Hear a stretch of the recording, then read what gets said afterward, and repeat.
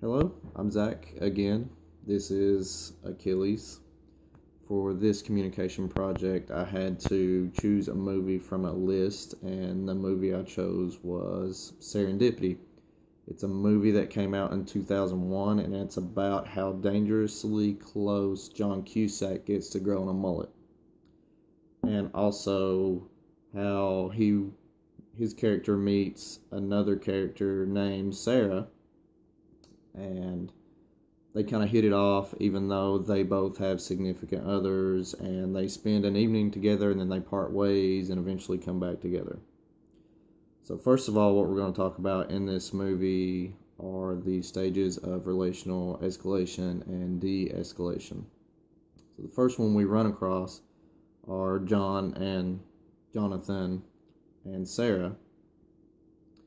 And the way they meet is by chance in a department store. They're both going for the same set of black cashmere gloves.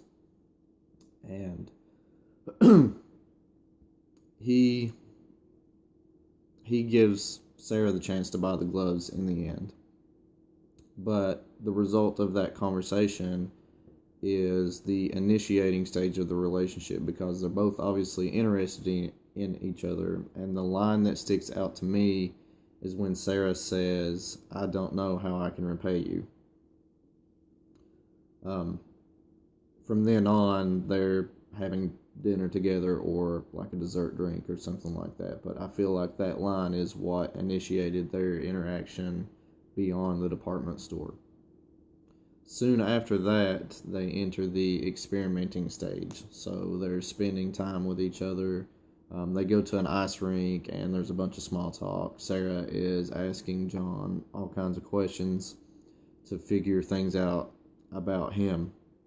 Now, at the end of the night, they part ways and their relationship kind of pauses in this experimenting stage. From then, we're introduced to John's other relationship, or at least the one that he is involved in years down the road, with a woman named Hallie.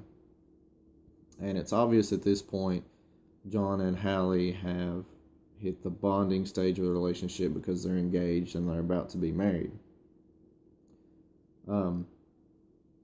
However, probably the stress of the wedding is leading John to think about Sarah even more. And I feel like they skip a lot of the de-escalation stages and go straight to avoiding, because soon John is spending all his time trying to track Sarah down. And once Hallie picks up on that, they end up calling their wedding off, and therefore they've entered the termination stage of the relationship. On the flip side, Sarah is also is involved in another relationship with a guy named Lars, and they have very obviously reached the bonding stage of the relationship as well. However, I think even at the moment that they get engaged, there are signs that they are entering the differentiating stage of the relationship, because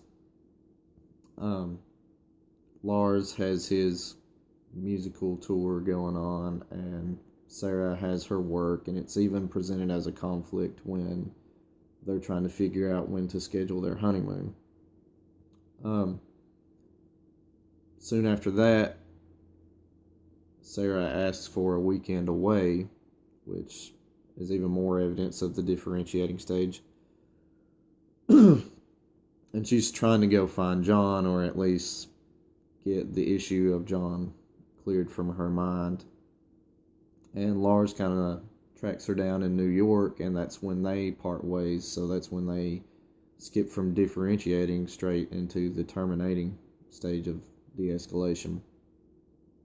So aside from our main characters and their romantic relationships, they both have really close friends in the movies. It's interesting how their individual situations kind of mirror each other.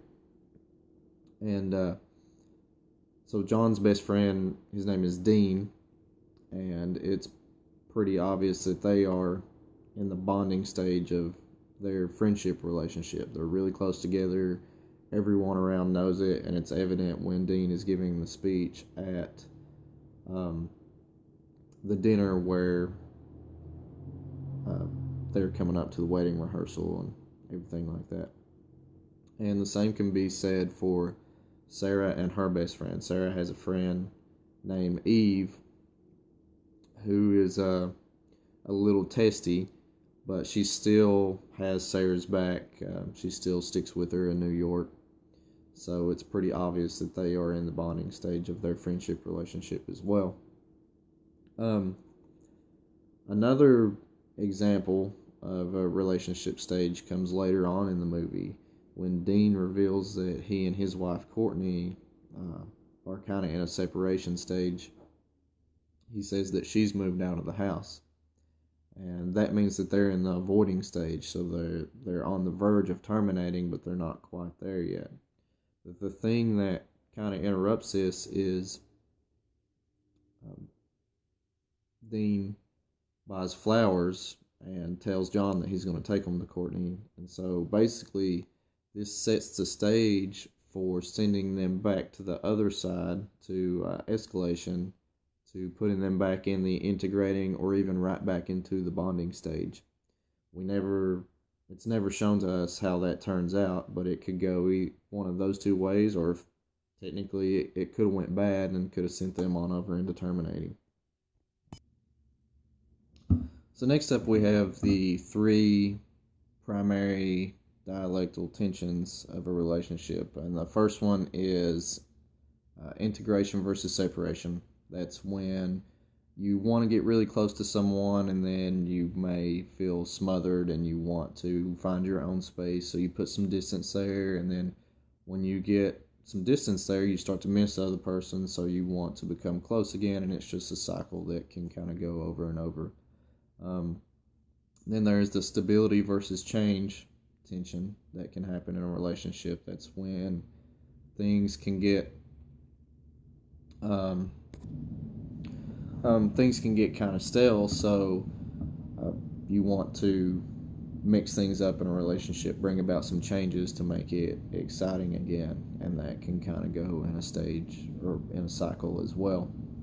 And the third one is expression versus privacy, and that's all about how much you really want to disclose to your partner. What are you going to express to them, and what things do you want to keep private, because we all kind of have a need to keep some part of ourselves to ourselves. Now, the problem with this movie is that none of these things are expressed very loudly. We don't see a whole lot of interrelationship detail in the movie. The movie's more centered around the big picture about John and Sarah trying to find their way back to each other.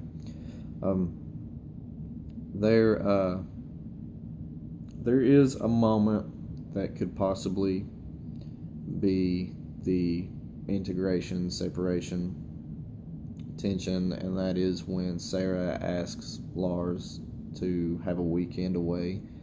She's trying to put some space there, but I'm not really sure that that's because she feels smothered.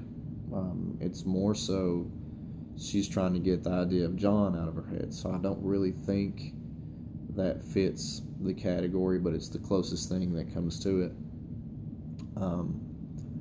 I didn't see a very straightforward example of the stability versus change tension either.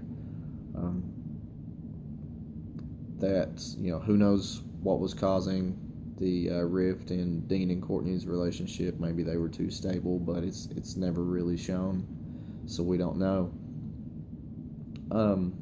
And then one thing that did kind of pop out at me about the expression versus privacy tension was when Hallie gifted John the book that had Sarah's phone number in it.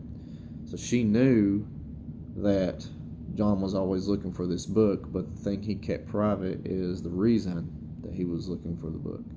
So that's something she didn't really know. And next up we have conflict styles. So first of all, you have avoidance, which is when neither person in conflict recognizes it, you just kind of ignore it. Therefore, it's a lose-lose situation because neither of you get what you want.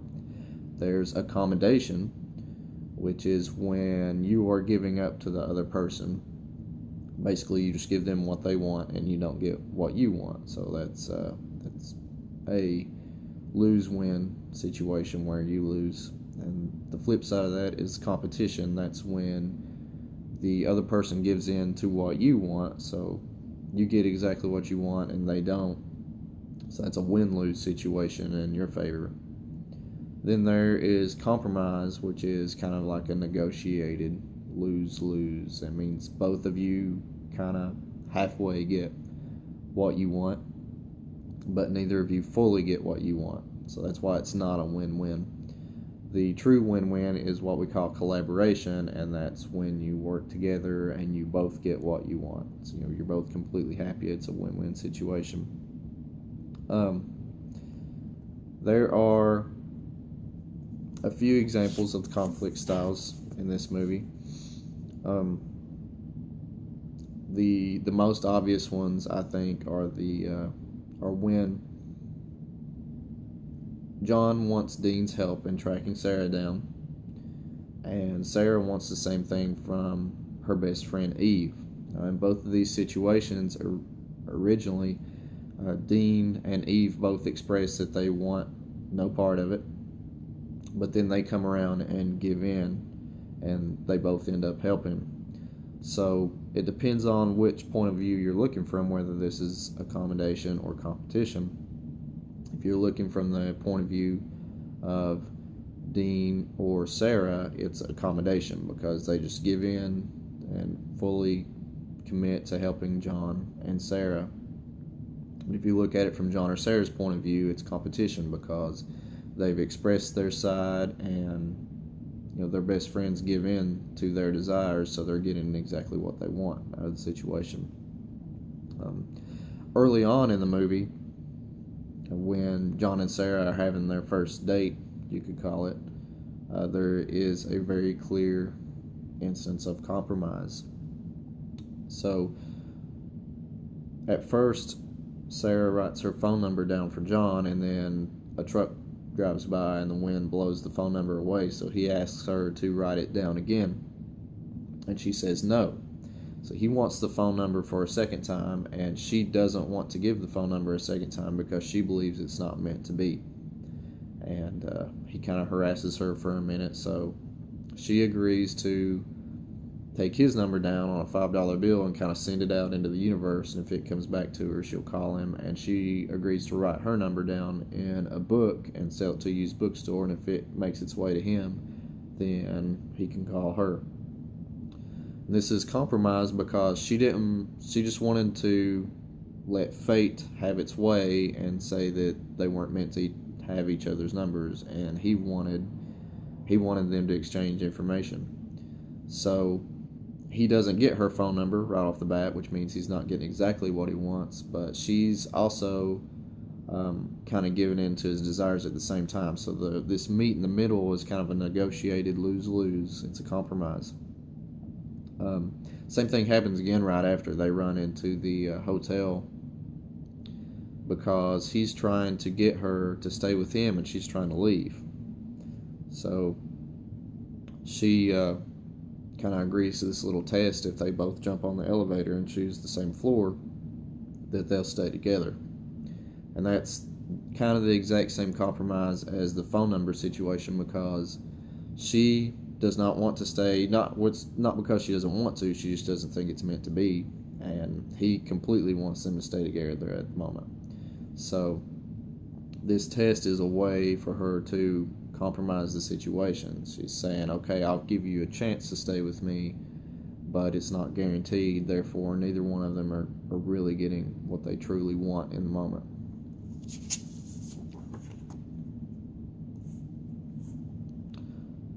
So next up, we kind of had our choice on the next question, and I chose to talk about the listening styles that are displayed in the movie. And I can find examples of all four listening styles. First of all, John is very obviously a task-oriented listener throughout the movie. Every time he's talking to Sarah, he's focused on getting her to stay with him. When he's talking to Dean, he is focused on getting Dean's help. And when he's talking to the Bloomingdale salesman, even, he's focused on getting the Bloomingdale salesman to help him out. And anytime he's listening to what any of those characters have to say, he is focused on his end goal, like he's trying to accomplish something. Now, Sarah, when she's on her first date with John, even though he's being a task-oriented listener because he's trying to get her to stay, she is a very relational listener. When they're skating on the ice rink, she's asking him all kinds of questions, and he's answering, and what she's doing when she listens is trying to build a feeling of closeness because she's really enjoying her time with him. And I feel like most of the time when she listens to the other characters too, she's also a very relational listener. Except for when it shows her at work. She's a psychiatrist, and it shows her with one of her patients, and she is listening to what he has to say. And at that point in time, she is a very critical listener. And that's because she is she's applying some of the analytical listening skills, but what she's trying to do is listen to what the patient has to say and translate that and make evaluations based on that. And I think that situations like that are where you're going to see critical listening most of the time. But then, speaking of analytical listening, you have Dean and Sarah. And even though, Dean and Eve, I'm sorry. But even when Eve is being kind of testy, she listens to Sarah in a very analytical way. She lets Sarah say everything she needs to say before she makes a judgment, I guess you would say. And she's not really being as critical. She's just listening to the full message. And Dean listens to John in that matter. Even when Dean thinks John has been a little bit crazy, he still listens to the complete message and listens to everything that John has to say. And speaking of the Bloomingdale salesman, it's kind of something I forgot. Back to our conflict styles. I think the Bloomingdale salesman and John show a good example of collaboration. So even though the Bloomingdale salesman is kind of a stickler to the rules and everything, he has something he wants, which is a better weekly sales turnout. And John is obviously trying to use him to get Sarah's information. So what they do is they collaborate, and John buys some things from the salesman, and the salesman continues to help him find Sarah's information. And speaking back to the conflict styles, when I took the conflict style questionnaire, my results were avoiding, and then there was a tie between accommodating and compromise, and then next was collaborating and competing, which I'm not really pleased to say because it makes it sound like I'm a pushover. But those are what I got on my conflict styles test, and hopefully after this explanation, if you go back and watch the movie Serendipity, you will notice a lot of these things that I just talked about, and it'll teach you some things about listening styles and conflict styles in relationships.